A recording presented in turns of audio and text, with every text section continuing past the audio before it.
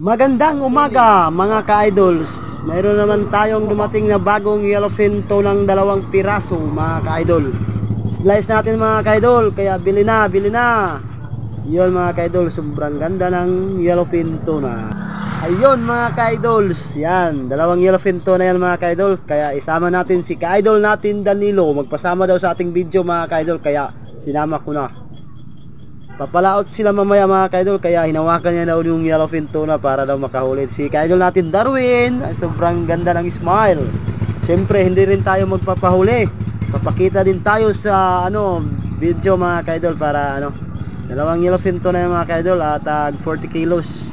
Kaya shoutout sa nakahuli. Huwag niyong kalimutan mag-like, mag-share, mag-follow sa ating mga video.